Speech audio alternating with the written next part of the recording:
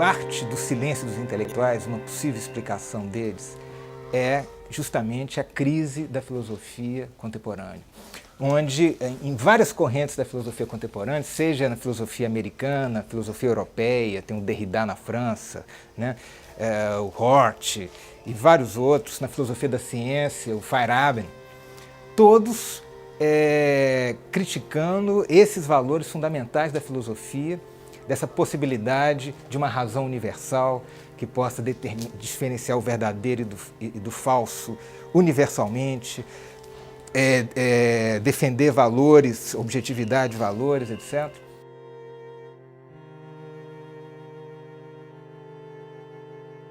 Esse tipo de relativismo torna impossível, por exemplo, criticar qualquer religião, digamos. Já não é possível a crítica da religião, coisa que há muito tempo se vem fazendo no Ocidente. É engraçado isso. A religião é absolutamente intocável, ela pode criticar tudo, mas é intocável. A Heidegger, na verdade, diz claramente que a razão é um empecilho ao pensamento profundo. Então isso, com isso, sem a razão, nós ficamos absolutamente incapazes de... E Heidegger justamente é incapaz de qualquer...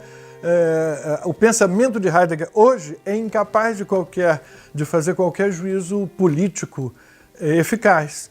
Na verdade, não existe isso, provendo nenhum heideggeriano, não existe esse tipo de pensamento. Os pós-modernos, eles estão colocando em questão o silêncio da própria filosofia, né? Da própria razão filosófica, ou mesmo da própria razão, né?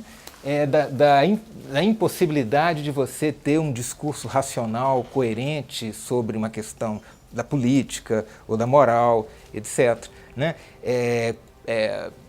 Pega, por exemplo, um título emblemático de um livro do Feyerabend, por exemplo, Adeus à Razão. Né? Quer dizer, você tem que despedir a razão, né? Essa razão que ele está vendo é a razão da modernidade, quer dizer, é uma razão filosófica que vem lá desde os antigos, de Platão, etc., mas, sobretudo, uma razão que se fortalece muito na modernidade, como uma razão capaz de ter conhecimento científico certo sobre as coisas, né? E o projeto iluminista, né, que eu acho que é muito reativo a isso, né? Então é um silêncio reativo a essa proposta iluminista de você poder, através da filosofia, dessa razão, resolver os grandes problemas da sociedade, né? E como você vê no Condorcet, por exemplo, você implantar na sociedade um ideal de racionalidade próprio da filosofia, da ciência, quer dizer, uma verdadeira transformação da sociedade com a eliminação da ignorância, da superstição. E esses filósofos pós-modernos, né, como Feyerabend e vários outros, eles desenvolvem uma crítica muito forte em relação a esse ideal mesmo de razão, a essa concepção de razão. Não devemos visar o bem, a justiça absoluta, a verdade absoluta, ou seja, o fim definitivo da exploração do homem pelo homem, etc.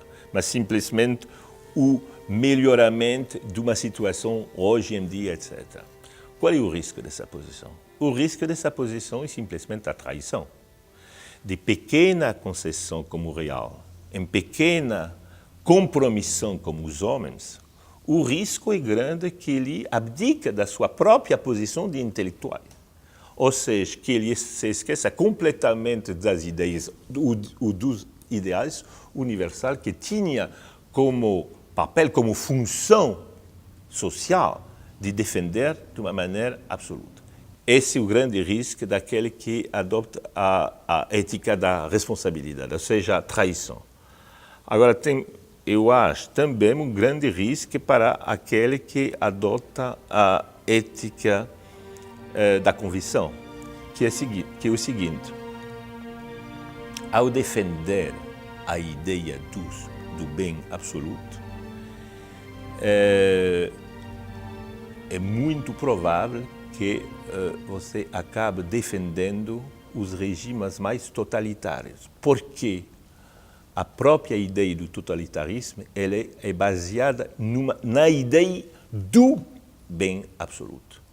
E que como o bem absoluto deve ser sempre o objetivo final, o resto não importa.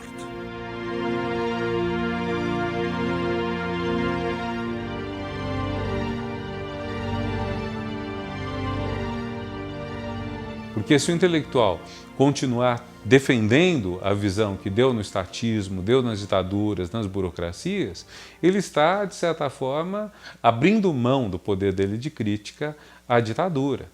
Se ele se contenta com um sistema que aceita o mal menor, também não é fácil. Isso pode contrariar valores que ele sempre defendeu. Então, acho que está muito difícil. Durante muito tempo, a história da filosofia, por exemplo, nos mostrou o filósofo e o intelectual de maneira geral comprometido com um conhecimento que coincidia sempre com a justificação da realidade, né? Isso é uma coisa assim que está presente, né? Principalmente na filosofia moderna, né?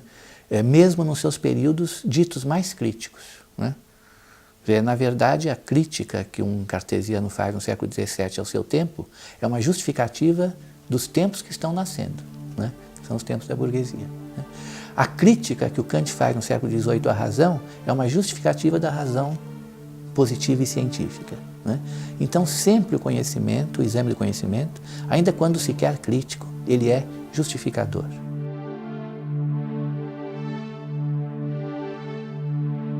Os traumas históricos do século XX produziram, de alguma forma, essa separação entre o conhecimento e a justificação. E, portanto, você veja, por exemplo, que há agora correntes da filosofia verdadeiramente críticas, né? Que exercem a crítica no sentido da negação e não na justificação daquilo que existe, né? Eu creio que o que pode acontecer com essa tentativa de, a partir da superfluidade e do caráter inútil do intelectual, ele vir a ser de novo cooptado, né, pelo sistema, né, é que novamente a função do intelectual tenderá a uma justificativa, né? Eu creio que o pensamento único já é uma amostra disso, porque nós temos o pensamento único não apenas como uma coisa, digamos assim, disseminada, né? Mas sistematizada, inclusive por teóricos, né? Da política e tal. Corremos o risco de entrar numa nova fase, né? Que é aquela que o intelectual viveu, segundo o próprio Sartre, no século XVIII, né? Que é do intelectual orgânico no pior sentido da palavra, né? Aquele comprometido com o sistema, né? Não no sentido revolucionário, mas no sentido mais conservador.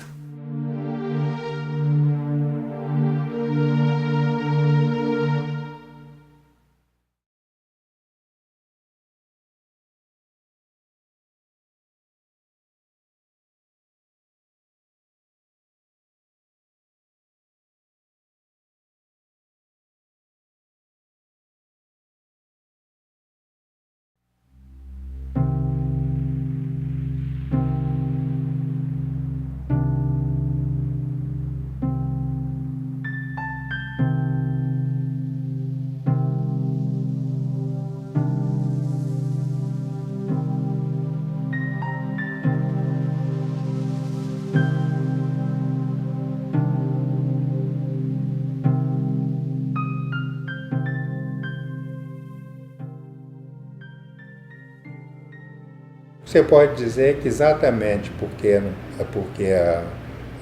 a crise dos universais está se acentuando, com as consequências que nós sabemos, relativismo ético, relativismo moral, relaxamento de padrões mais ou menos estáveis de comportamento de moralidade, que são constelações de anomia e que nos incomoda a todos, né? Num país como o Brasil, então, ultimamente nunca se falou tanto em ética, o que significa nunca se manifestou de tal maneira a falta de padrões éticos estáveis. Exatamente por causa disso é que nós precisamos fazer um esforço de tentar recuperar essa universalidade perdida.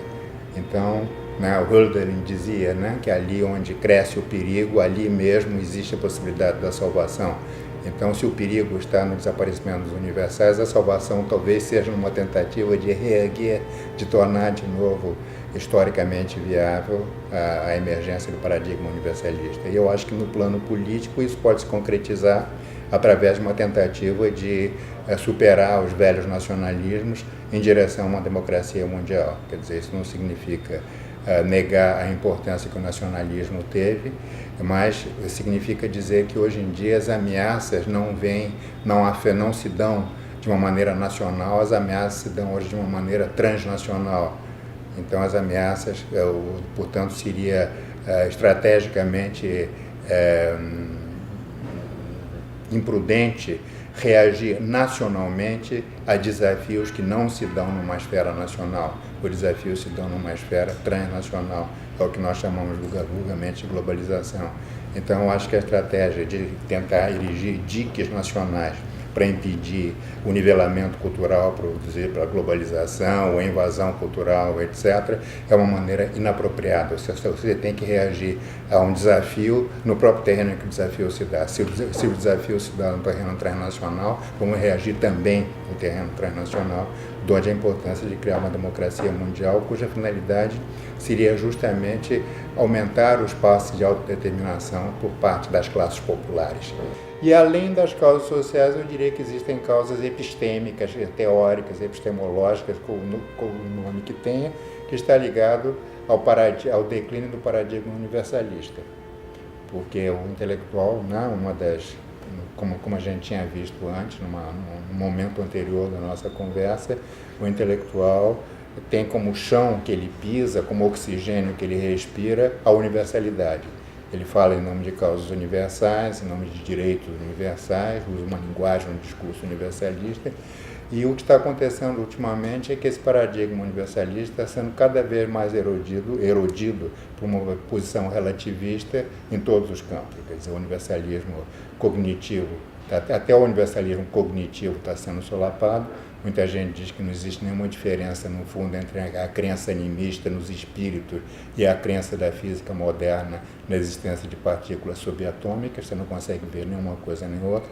Portanto, não existe nenhuma diferença cognitiva entre as diferentes culturas.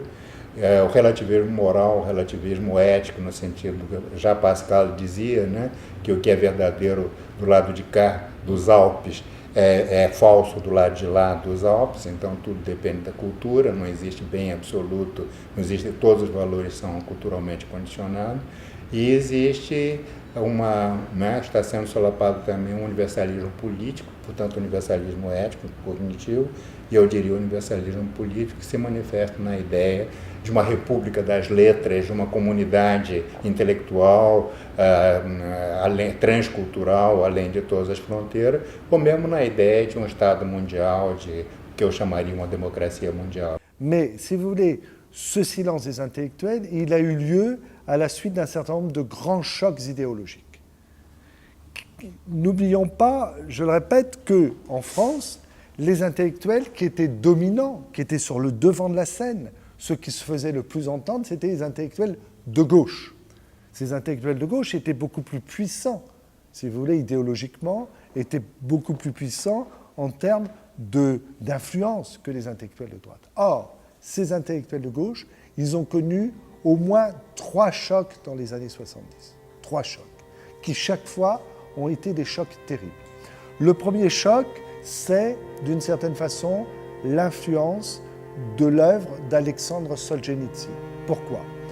Parce que, jusque-là, les intellectuels de droite disaient « mais il y a des camps de concentration en Russie soviétique, il y a des phénomènes totalitaires, mais globalement, la foi des intellectuels de gauche, les convictions des intellectuels de gauche étaient à ce point fortes qu'en général, certains d'entre eux étaient touchés par le doute, mais la plupart n'étaient pas touchés par le doute. Et donc croyaient que ces témoignages étaient des mensonges. Donc il y avait un phénomène de récusation, de réfutation.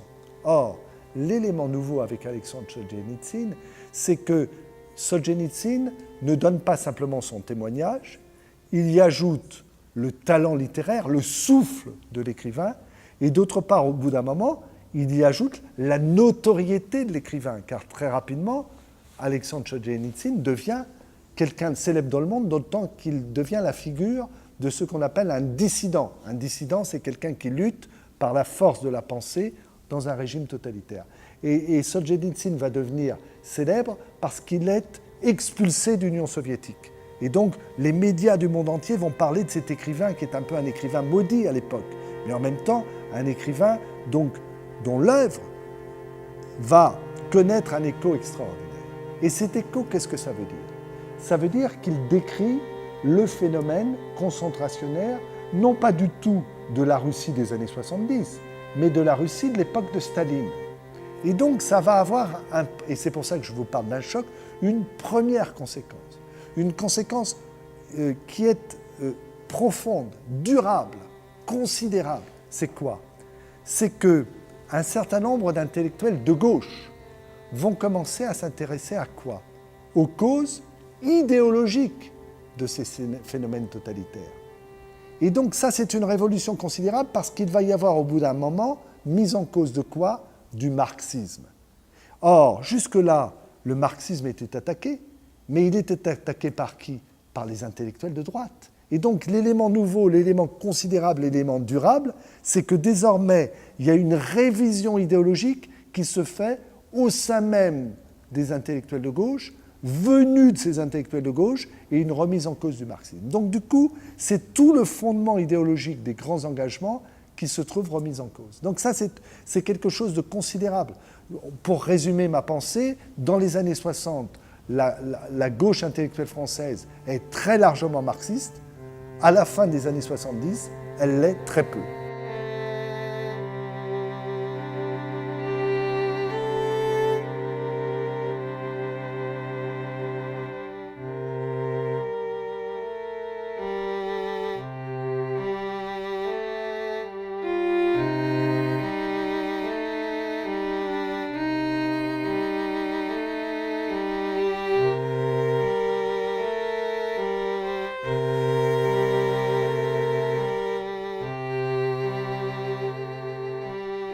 E aí, chegando aos nossos dias,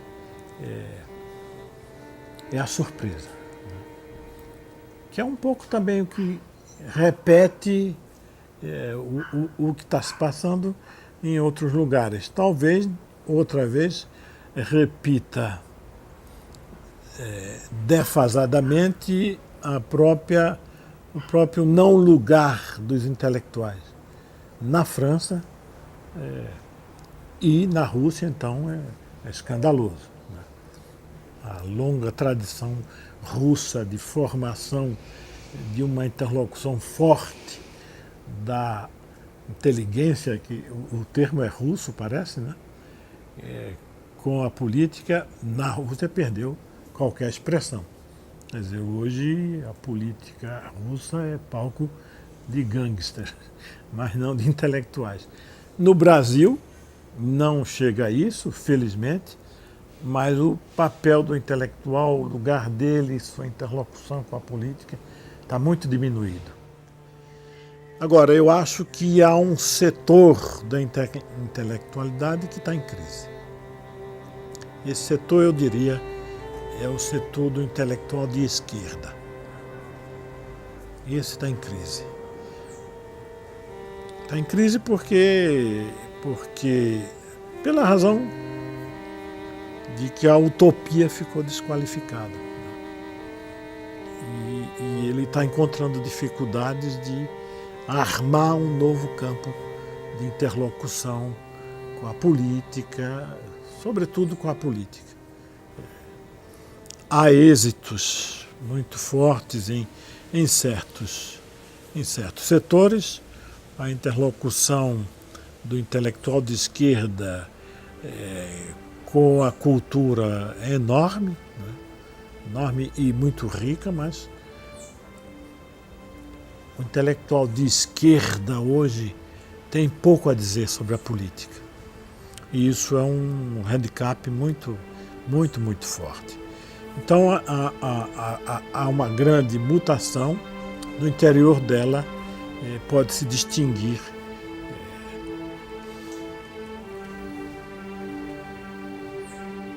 o lugar da revolução desapareceu. Não desapareceu a revolução, mesmo porque esta é imprevisível e não há nenhuma ciência social que possa dizer quando ocorrerá. Mas o lugar dela na fala e na interlocução com a política desapareceu.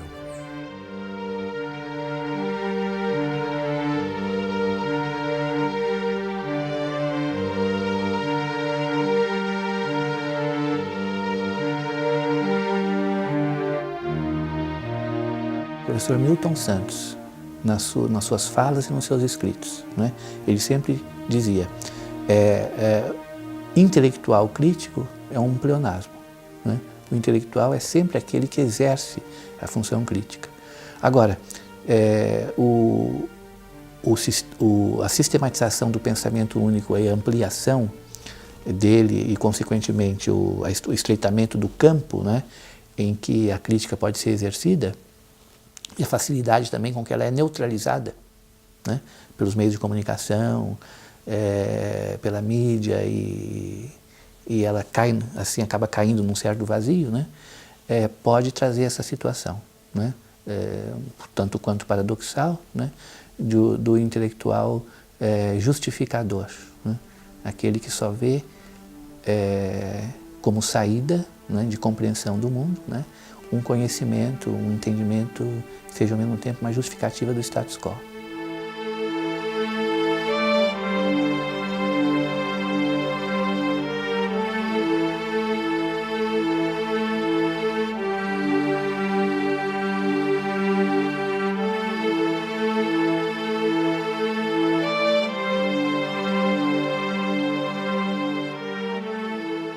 Outra coisa que eu acho também interessante é pensar no papel da academia, da universidade.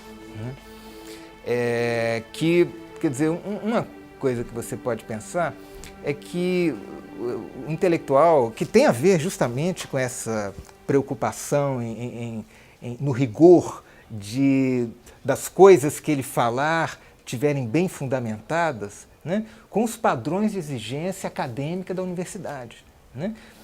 Então, eu acho que houve o intelectual hoje ligado à universidade, ele está muito preocupado também com essas exigências, né, que eu acho que são boas. Porque eu acho que a universidade, a academia, é uma instituição social que pode muito ensinar para nós como modelo para a sociedade, para a própria organização política. Que é assim, você não pode falar qualquer coisa. O que você for falar, você tem que ter fundamento.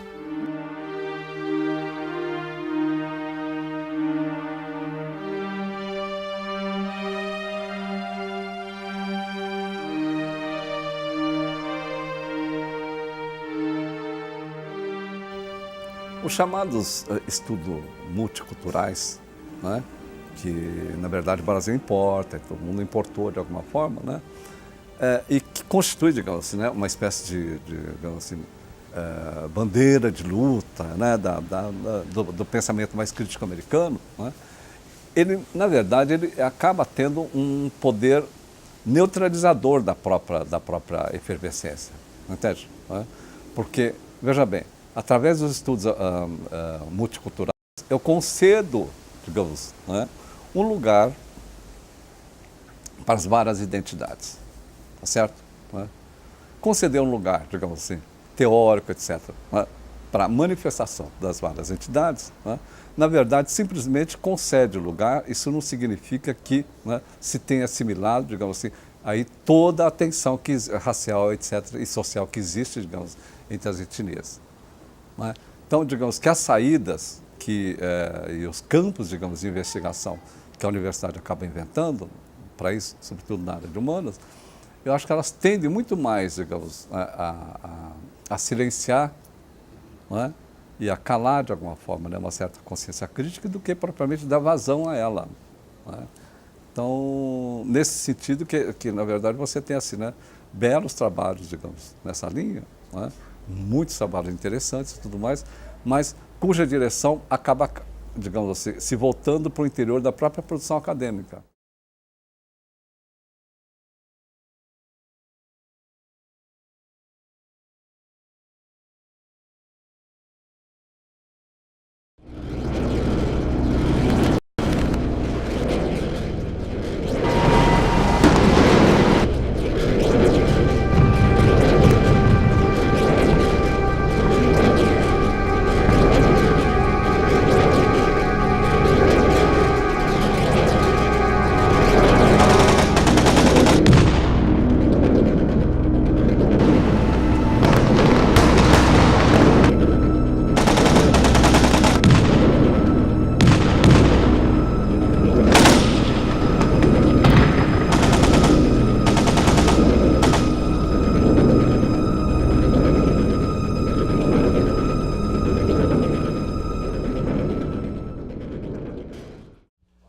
Ora, a mídia e as tecnologias, as novas tecnologias de informação, a chamada globalização, introduziram a ideia de que o mundo é vertiginoso. Os acontecimentos são trazidos a você 24 horas por dia, do lugar onde eles estão acontecendo, como se isso te desse o mundo na tela.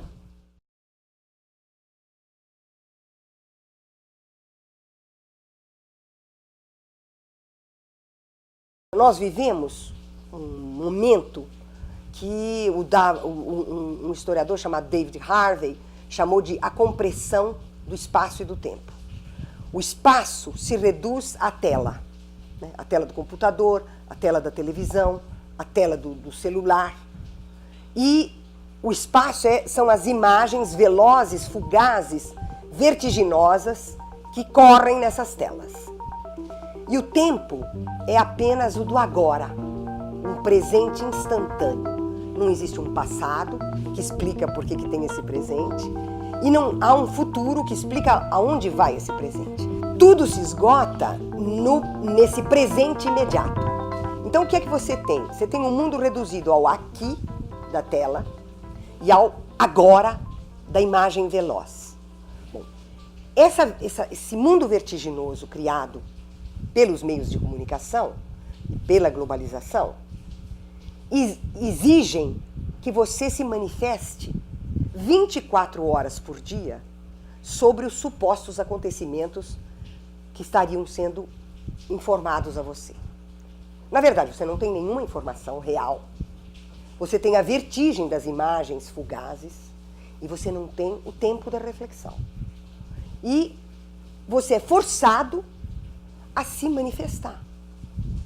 Sem que se leve em conta que o verdadeiro engajamento é aquele que pede, exige que periodicamente o intelectual permaneça em silêncio, para que ele possa fazer o trabalho de transformação da experiência imediata numa experiência compreendida, e para que ele tenha o que dizer. Senão, ele vai falar muito, e não vai dizer rigorosamente nada.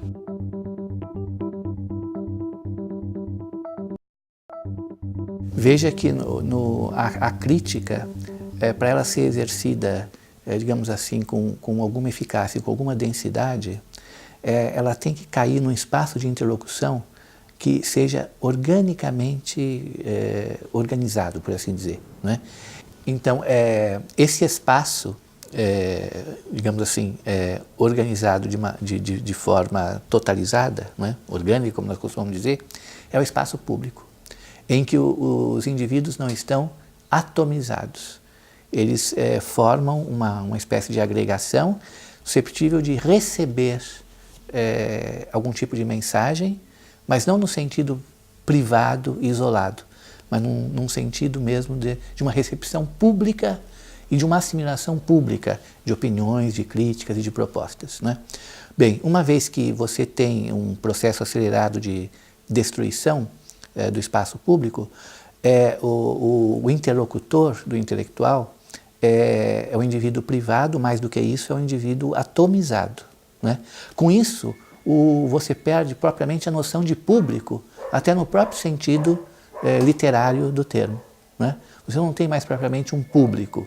O intelectual não se dirige mais às pessoas a partir de uma certa expectativa, né, orgânica de recepção, né? Ele simplesmente lança o que ele tem a dizer, que será captado das mais diversas maneiras por indivíduos isolados, e isso representa então que é uma disseminação e uma perda, né, daquilo que se tem a dizer, né? Isso certamente acontece em função da dissolução, né, do espaço público.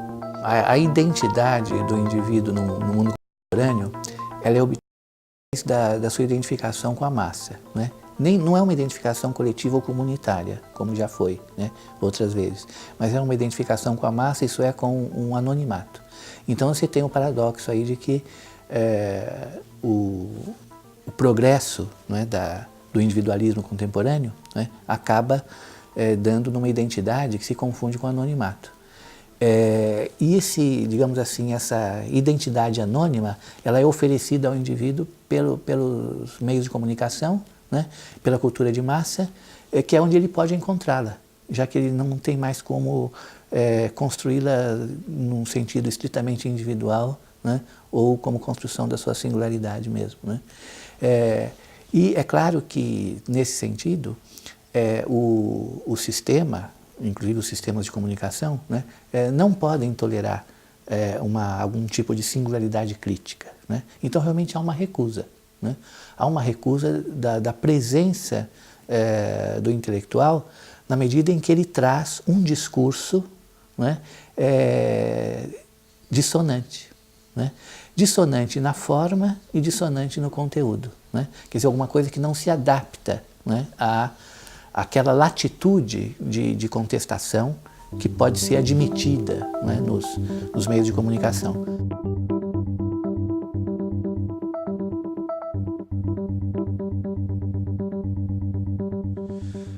A mídia, que vem da palavra mediação, que significa que ela justamente faz a mediação entre nós, estabelece os meios de ligação entre mim, você, as pessoas que vão assistir a este programa, as pessoas que não vão assistir a este programa, mas que talvez venham um dia a ter vento dele.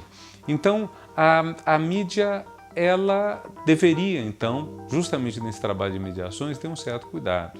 Na verdade, o que acontece é que ela demanda, com muita frequência, uma posição imediata. Então é por isso que eu me pergunto se nós não deveríamos falar, às vezes, em imídia, em vez de falar em mídia. Porque a imídia é aquela que deseja imediatamente uma posição e, de preferência, uma posição preta ou branca. Uma posição em que seja muito claro quem está do lado do bem e quem está do lado do mal. Isso faz parte da caricatura. Isso não é uma coisa que contribua para a discussão e para a construção de um espaço político.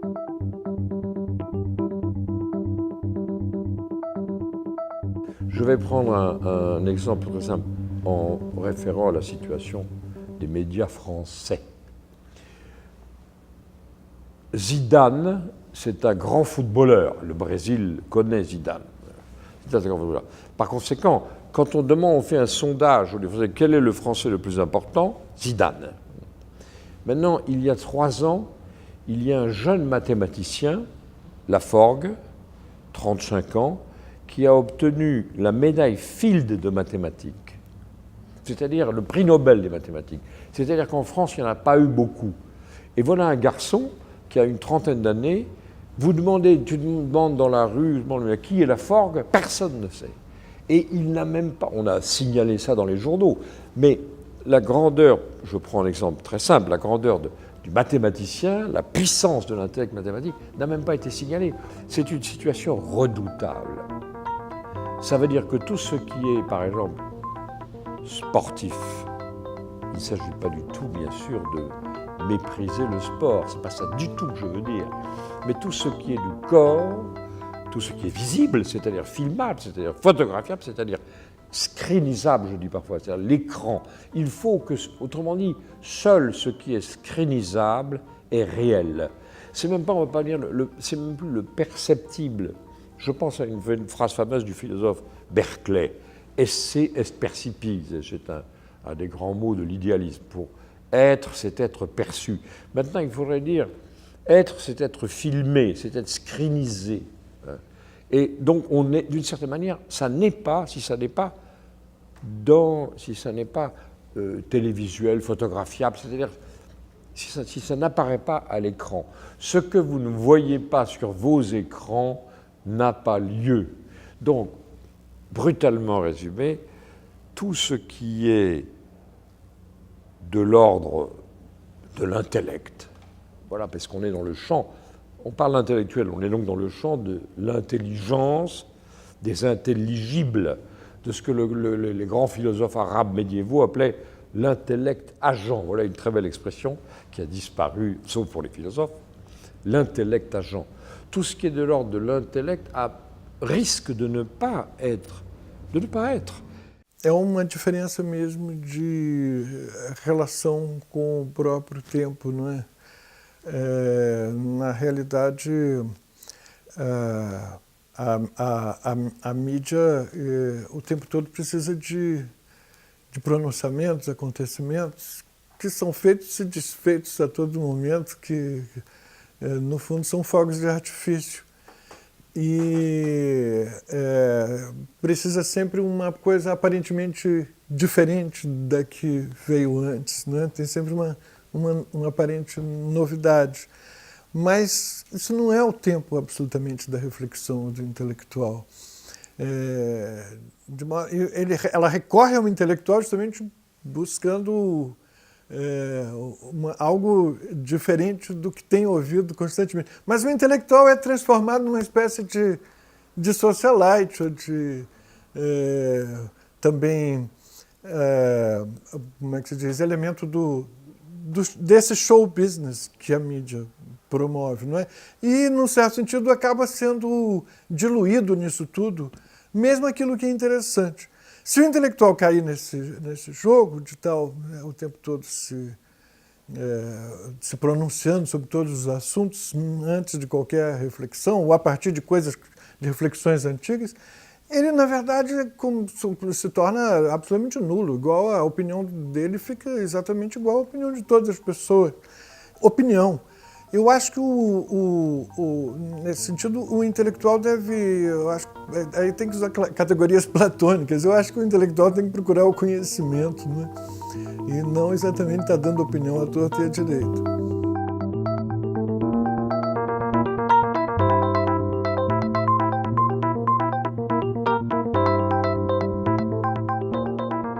Bom, na verdade, a cobrança, não é, no sentido de que os intelectuais mais críticos se manifestem, não é no sentido de dar voz para a diferença.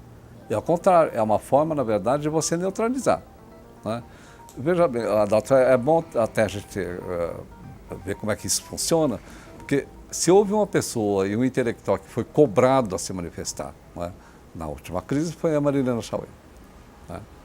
E ela, a gente lembra bem, né? Ela se deu o direito, digamos, de não se manifestar enquanto não tivesse formulada, não é? Uma palavra mais clara, um discurso mais claro e uma análise mais clara daquilo que ela tem que falar. E a gente lembra bem, ela deu uma entrevista absolutamente contundente na Casa dos Amigos, não é? Portanto, satisfazendo a necessidade, a cobrança dos grandes órgãos, não é? Em relação à sua manifestação. Não é? Qual foi o resultado dessa entrevista? Nenhum silêncio. Nem silêncio. Quer dizer, então, veja bem, né? Quer dizer, então, nem houve, assim, ninguém assimilou aquela palavra para contradizer. Não, né? Quer dizer, o lugar que ela teve, que a palavra mais crítica teve, foi o seguinte: nada. Eu voltaria primeiro ao caso de Marilena. Houve uma enorme má-fé. E como que se ela fosse a responsável pelo silêncio e, eu ousaria dizer, interpretando a mídia, pela covardia. como se eles estivessem acusando a todos nós, e a Marilena foi uma espécie de bode expiatório, de covardia perante os acontecimentos brasileiros, né? Quando o que ela estava propondo era outra reflexão. Ela estava propondo, na verdade, a reflexão sobre o silêncio.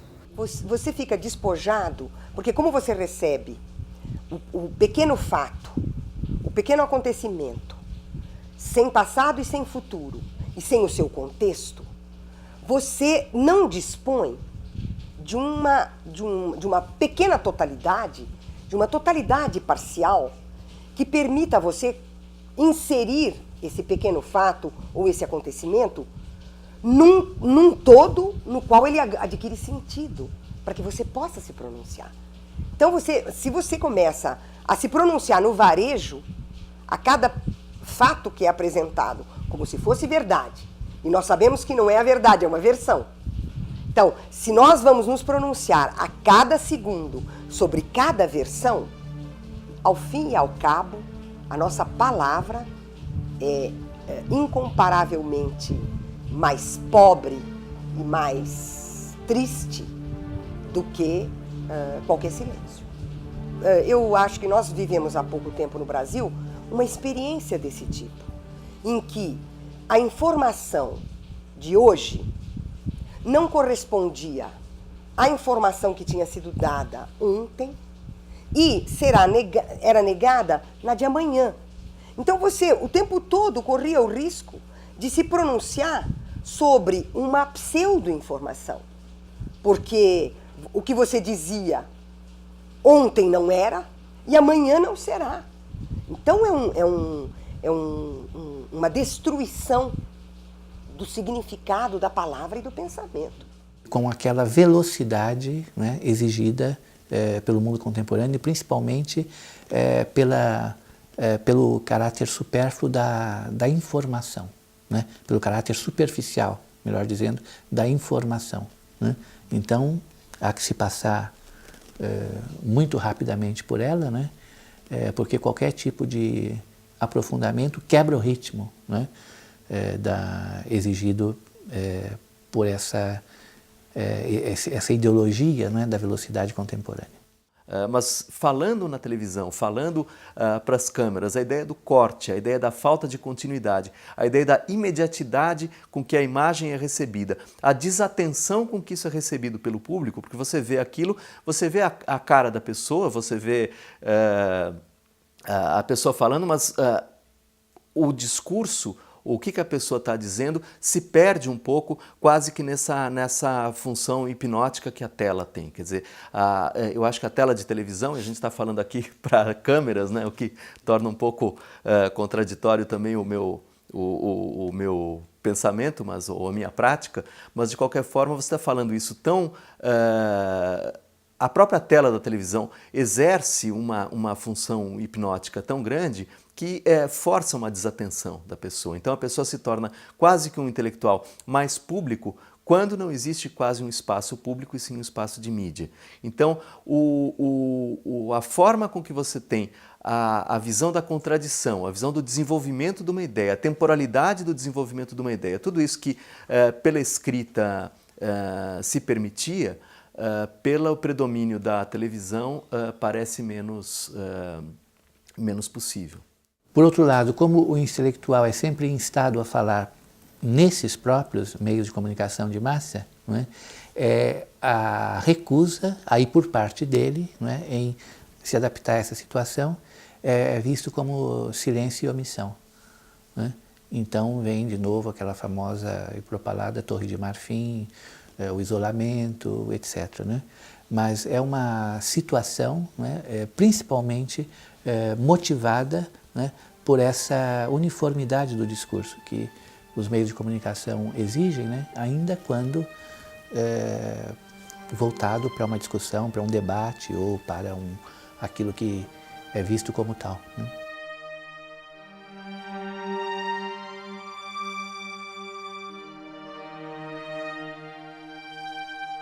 Eu Eu acho que a sociedade brasileira tem um desejo muito grande de conhecimento. Esse desejo tem crescido. Cada vez mais você tem grupos que promovem cursos, grupos que se interessam em saber, grupos que assistem a programas que antigamente teriam audiência muito baixa. Isso tudo ainda é muito minoritário. Digamos, os canais campeões de audiência, os canais que disputam realmente os primeiros lugares no Ibope, geralmente fazem um outro tipo de programação. Mas eu acho que há um interesse, mesmo na televisão, em um papel do intelectual que não seja apenas o papel de quem vem referendar, dando um certo brilho acadêmico, coisas que já foram decididas em outro nível mais fechado. Eu acho que nesse ponto eu não sou pessimista, não.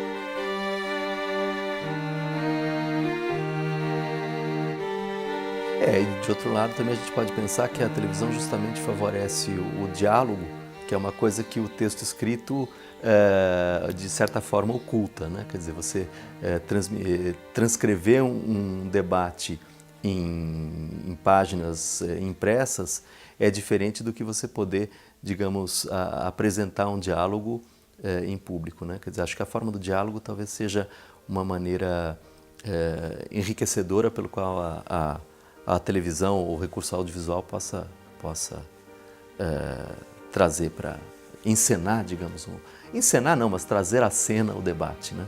E eu vejo também a internet como um instrumento muito democrático nesse ponto.